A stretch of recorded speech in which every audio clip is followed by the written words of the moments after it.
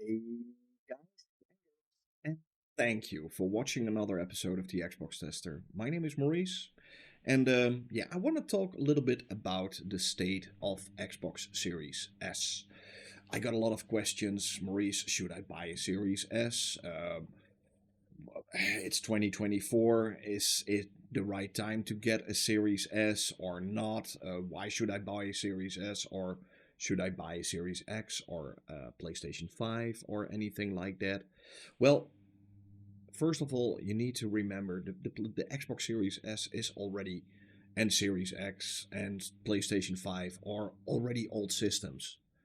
You know, we are in the fourth year of their cycle already.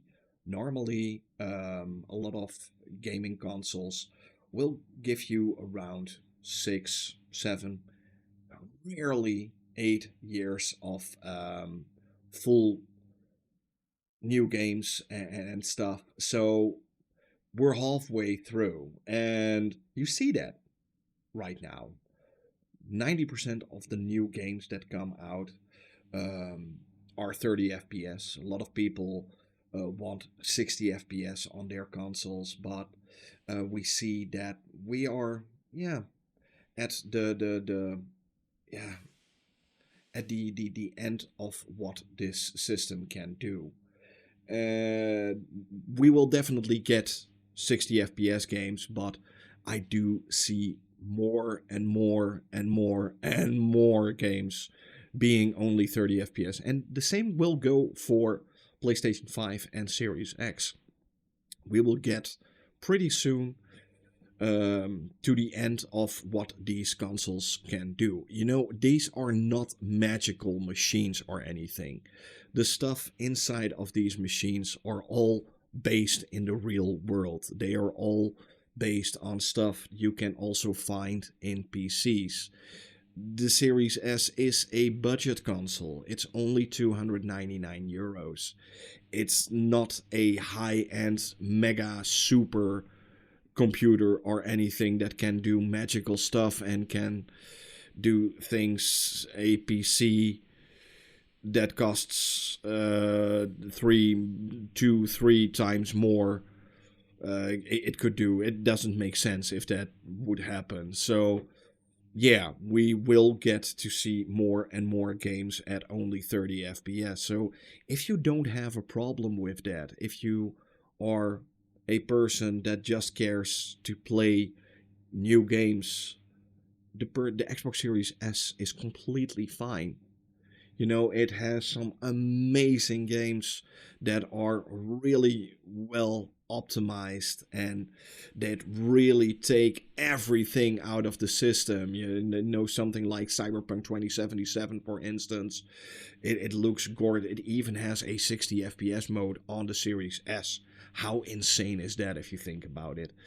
But I think that's the highest we can get. It's not gonna get any better than that.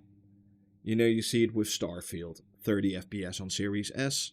Series X has a 60 FPS. It's a little bit the same like we had with the Xbox One and the One X. You know, games on the One were 30 FPS, on the One X they were 60 FPS.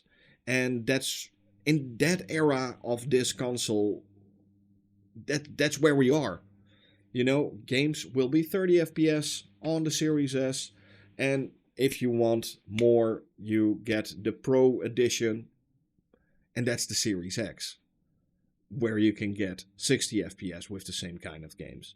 I see it with a lot of games, and I also get that question a lot for like something like GTA 6 that will come out next year. Will it come to Series S? Of course. Every game that will be available on the Series X will also be available on Series S. These two systems are the same generation, but one is the budget version and the other is the Pro version. So if GTA 6 comes out next year or anything, I dare to bet it's gonna be 30 FPS on probably every system.